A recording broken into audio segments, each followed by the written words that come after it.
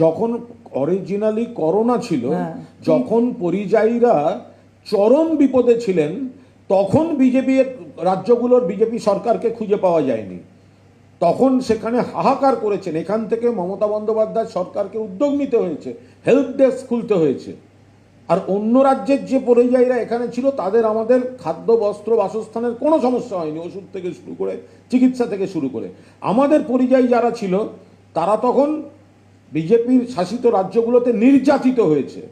এখন ভোটের সময় নানা রকম খবর আসছে যে তারা ওখানকার যে সমস্ত যে জায়গায় তারা কাজ করে তাদের কর্তৃপক্ষকে দিয়ে চাপ দিয়ে যে গেলে বিজেপিকে ভোট দিতে হবে এই সব বলে তাদের বাড়ি পাঠাচ্ছে। ওইভাবে হয় না, প্রচণ্ড স্লো কাজ করছে। এটা দিদি বলবেন ট্রাইব্যুনাল যেটা এত ভরসা, যে লড়াই করে মমতা বন্দ্যোপাধ্যায় তো লড়াইটা দিয়েছেন এই বৈধ ভোটারদের নাম বাদ দেওয়ার জন্য।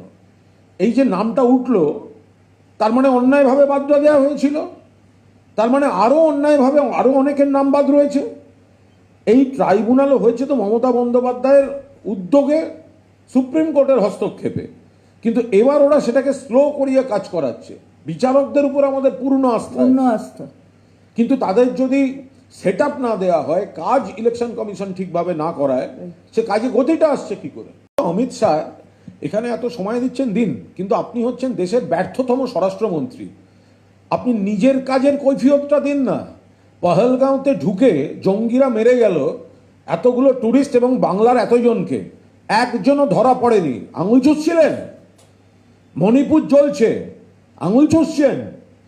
পুলওয়ামা ঘুমাচ্ছিলেন, উরি, এইসব আধা সেনা জওয়ানদের প্রাণ যাচ্ছে, আর আপনি এখানে পাড়ার গুন্ডাদের ভাষায় একজন মহিলাকে অপমান করছেন। ব্যর্থতম স্বরাষ্ট্রমন্ত্রী। আগে নিজের কাজ নিজে সামলান। আপনারা যখন আপনাদের ডিটেলটা দেবেন, আপনি জানেন না সেটা কার হাতে গিয়ে পড়ছে, সেটা মিসইউজ হতে পারে। আপনার পার্সোনাল মোবাইল নাম্বার, আপনার আধার, সেগুলো বিজেপি তাদের হয়ে কে আসছে জানেন না। আমরা পরিষ্কার বলছি, কোনো অবস্থায় এই ফর্ম বিলি হতে পারে না। তাহলে যে বিজেপির লোকটা এসছে আপনাদের ফর্ম ফিল আপ করাতে, আপনি যাকে যে ডকুমেন্ট চাইছে তার নাম, পরিচয় একেবারে রেকর্ড করে রাখুন এবং সেটা থানায় জমা করে দিন। এরা কাদের হয়ে আপনাদের ডকুমেন্ট নিতে আসছে? যে ফর্মটা দিচ্ছে তার সঙ্গে সরকারের কোনো সম্পর্ক নেই, প্রশাসনের কোনো সম্পর্ক নেই। ওই ফর্ম ফিল আপে কেউ কোনোদিন কোনো টাকা পেতে পারে না। Police observer Parmar Smith Purushottam Das, তার থাকার কথা আলিপুরে আইপিএস মেসে সরকারি আবাসনে, তার বদলে তিনি গিয়ে সাগরিকা হোটেলে 208 নম্বর ঘরে গিয়ে উঠেছেন।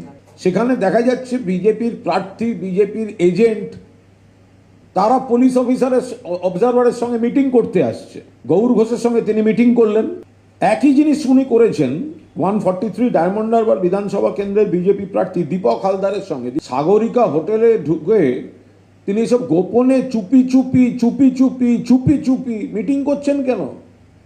যে বিজেপি এই সব মিটিংয়ের সময় সুযোগ নিয়ে তৃণমূল কংগ্রেসের যারা দক্ষ বুথ এজেন্ট, যারা সংগঠক, তাদের সব নাম দিয়ে দিচ্ছে যে এদেরকে হ্যারাস করতে হবে, এদেরকে ভোটের আগে অ্যারেস্ট করে ডিটেইন করে রাখতে হবে। পুরুষোত্তম দাস অবিলম্বে সরিয়ে দেওয়া উচিত। কেন থাকবে? বিজেপি রাজনৈতিকভাবে কতটা দেউলিয়া, কত রকম নোক দাঁত বার করছে, তারপরেও বাংলা থেকে প্রত্যাখ্যাত হবে। এই নির্বাচন কমিশন যত দিন যাচ্ছে নোক দাঁত বার করছে। তাদের অবজারভাররা যাদের পাঠিয়েছে তারা চূড়ান্ত পক্ষপাত দুষ্ট, বিজেপির হয়ে দলদাসের মতো কেউ কেউ আচরণ করছেন। যারা প্রতিবাদ করছেন তাদের সরিয়ে দেওয়া হচ্ছে, অপমান করা হচ্ছে।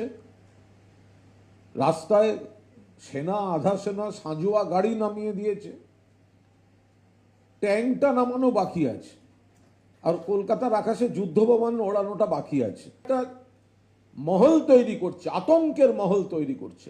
আর তার মধ্যে আবার যাদের পাঠাচ্ছে তাদের বলে দিচ্ছে বিজেপি কর্মীদের সঙ্গে, বিজেপি প্রার্থীদের সঙ্গে, বিজেপির এজেন্টদের সঙ্গে গোপনে মিটিং করুন, গোপনে কি কি করতে হবে বিজেপিকে। আরে এত কিছু করেও তো ওই 30 থেকে 40টায় তোলার চেষ্টা। বিজেপি তো গোহারা হারছে, 250-এর বেশি সিট নিয়ে মমতা বন্দ্যোপাধ্যায় মাননীয় মুখ্যমন্ত্রী ফিরছেন।